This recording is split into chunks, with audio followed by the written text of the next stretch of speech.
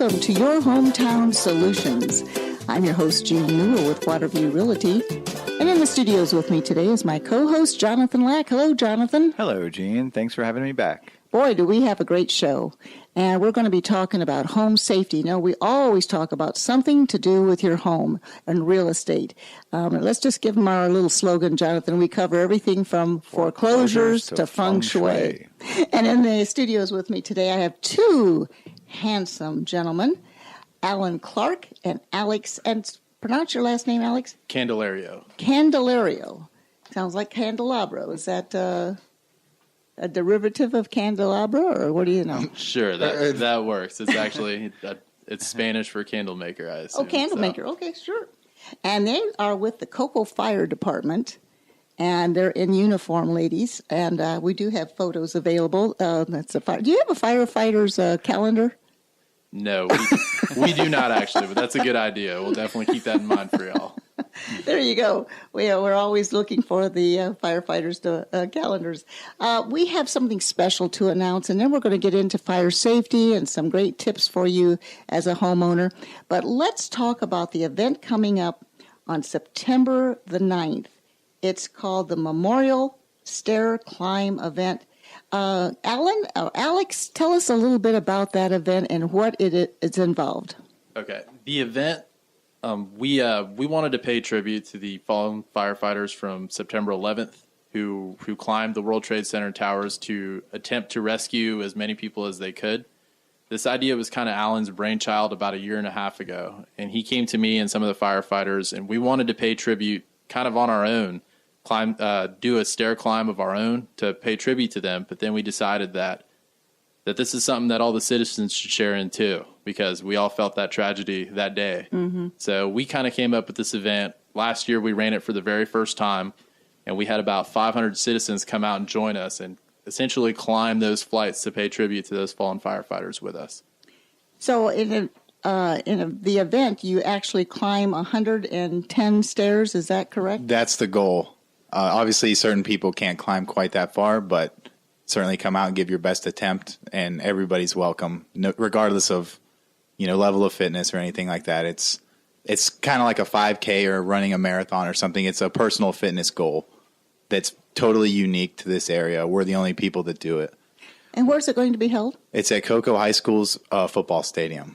So the stadium itself has how many stairs?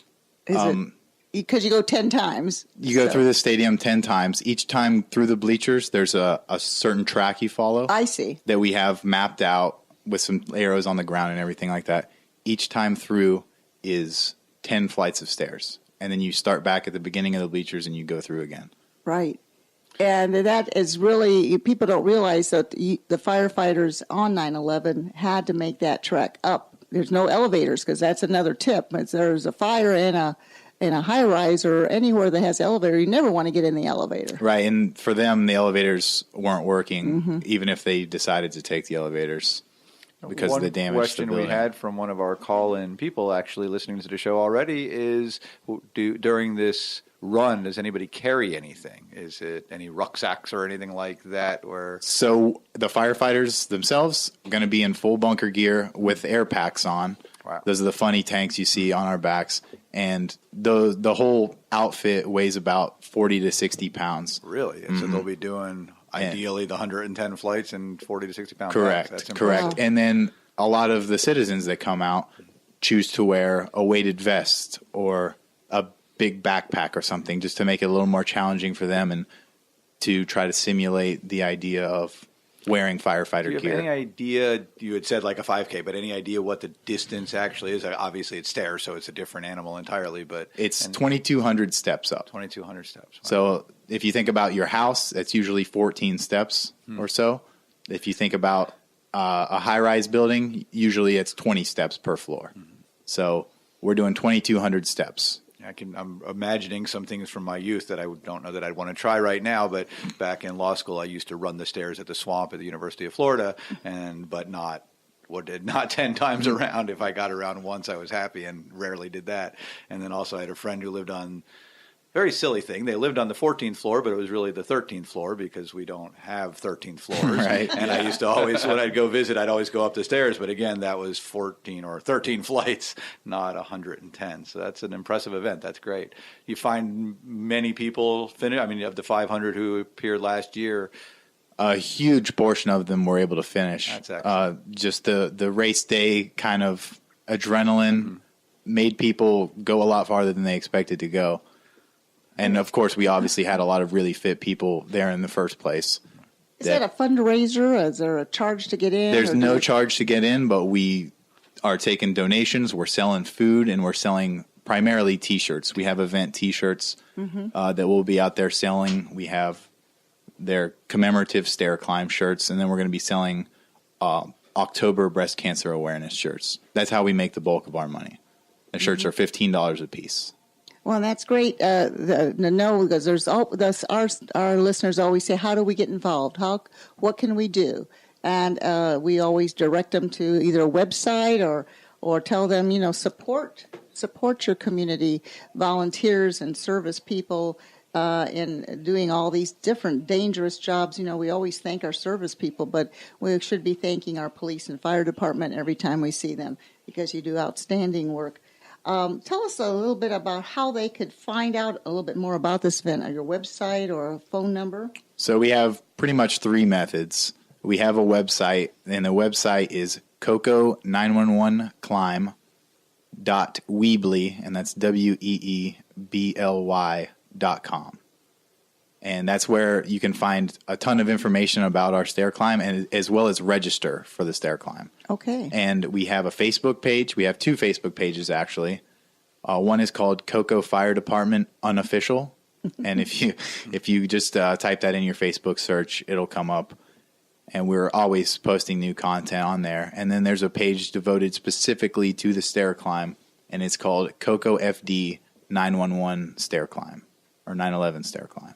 Do you have the statistics on during 9/11? I don't think a lot of people remember the statistics on the firefighters and civilians that lost their life during 9/11. So it's 343 firefighters, 71 police officers, and 2,996 civilians. So over 3,000 people total. It's amazing that, as the years go by, we've kind of put that aside. We were very attuned to it, but every year that goes by, people tend to put it in their memories a little bit farther and farther. And it's times like this that we need to really bring that to light, because you don't realize climbing those stairs with 40 or 60 pounds of weight, how long would it take somebody, if they're not in an emergency, how long would it take somebody to get to the top of 110 flights of stairs? At least an hour, wouldn't you think? Well, for us completing it at a decent pace, it takes us approximately 55 minutes to an hour to complete. So them on that day with you got smoke, and you have people coming the other way down, and then you're up there, then you're carrying people, you're trying to assist people. That's the challenge that I think that a lot of people don't realize, that it's not just about climbing stairs, it's about what you have to do once you get to the top. And that's one nice thing about this area. We don't have a lot of high-rises, but do you also participate on the beach side with the high-rises there on call? Sometimes do they call you in to assist with any fires in the condominiums, or so there's high-rises on the beach side? No, we don't really make it beachside a lot. That's more Cocoa Beach Fire Department. We're Cocoa Fire Department. We're more on the mainland. We have a few high-rises of our own. What tends to be a territorial coverage for a fire department? Are they city-based, county-based? Where can I expect my fire? Again, I hope I never need the assistance, but if I did, where would I expect, and what kind of time response is typical for anywhere? For us, we're a municipal fire department, so we serve the areas within the city of Cocoa limits. Okay. So we're dedicated to that. Merritt Island is under the coverage of Brevard County Fire Rescue, which is also a great department, and they do generally the majority of the fire coverage here in the county. But some of the other cities and municipalities, Titusville, Palm Bay, and Melbourne, and Cocoa Beach specifically, have their own municipal fire departments. Okay, great. And And how big an area is Cocoa, and how many different what do you call them, branches? Stations. Thank you. Cocoa is a relatively small city compared to the others in the county. We have about 17,000 people in the city, and we have 3 fire stations. Okay, very good. All right, and when it's covered by the county, or new question, the difference between, I understand Cocoa is you guys are full-time employees, or you're employees of the fire department, and I know there are also volunteer fire departments. What constitutes the difference? Obviously, volunteerism, but what would be the difference between you as what I'll call professional firefighters versus a volunteer fire department? So with us, we're a fully staffed, 100% of the time, career fire department. So we have a certain amount of people that are on staff, ready to respond to calls at any given point in time, 24/7, any time. So we're here, we're dedicated to the city of Cocoa, and its citizens can expect us within 5 minutes at any given time. A lot of times people have an address that says maybe Cocoa, but they're out in the county. So in that particular case, then the county fire department takes care of them, even though their address might say Cocoa. Yes. And believe it or not, we have a lot of people that call us from Port St. John area that have a Cocoa address that think that we're the department that responds to their calls. So we're bordered on the south by the city of Rockledge at Rosa L. Jones Boulevard. And on the north end, we're pretty much up until just north of 528. So anything north of that is taken care of by Brevard County Fire Rescue. And of course, it's 911 that people call. They shouldn't be trying to look up the station's phone number. They need to call 911, and they'll figure out what fire department station to call out for them. Yes. Is that right? So this is so exciting to know what all you provide, the community services. I went online, and I thought this was kind of fun. Said, do you have ride-alongs? And the answer was yes. So you can call and ride along with with you all on a call, or actually go out, and hopefully there won't be a call, I guess. What happens? They're out there on a ride-along. Tell us what you do. Do you go out for 15, 20 minutes, or what happens? Sure. Generally, if anybody wants to ride along with us, what they do is they call our main headquarters station, and they just fill out a form, and they can come ride with us for a full business day during regular hours. So they can come in and see us check out the trucks early morning at 8 o'clock, and then come in and stay with us till about 4:30 or 5 o'clock. And what they'll be doing is essentially riding on the engine, coming with us to calls. Of course, they can just stand by and watch with whatever we're doing, whether it be an emergency medical call or a structure fire. They can stand by the engine and watch us work. Do you all have to have a medical background as firefighters? Yes. So with the city of Cocoa, the majority of our firefighters are also duly certified as EMTs and paramedics. So we're a full advanced life-saving department, which basically means that anytime you call 911 for medical, we're going to have certified paramedics there to handle your emergency. We have all the same capabilities as an ambulance crew. We just don't have an ambulance. We have fire trucks, but we're all paramedics and EMTs, as well as firefighters. So I have to say something really off the record, but I'm going to talk about it anyway. Just my little personal thing. So Jonathan and I are both from South Florida. So when I was living in Pompano many years ago, I dated a firefighter. It was kind of fun. And his station was right down the street from where I worked. And I worked in a showroom, a car showroom. So I was right out there where I could see the street. And when he would drive by, he'd always wow, wow with and of course everybody in the whole place would call me and say, they'd say, Sonny just drove by. I go, yes, I know. So that was his little embarrassing moment for me. So that's my little personal story about firefighters. So we love you. Thank you. Thank you very much. If I may, what is the difference between an emergency medical technician or EMT and a paramedic? Take this one. So, yeah, an EMT, emergency medical technician, that's typically one semester of school, and it certifies you to the basic life support level.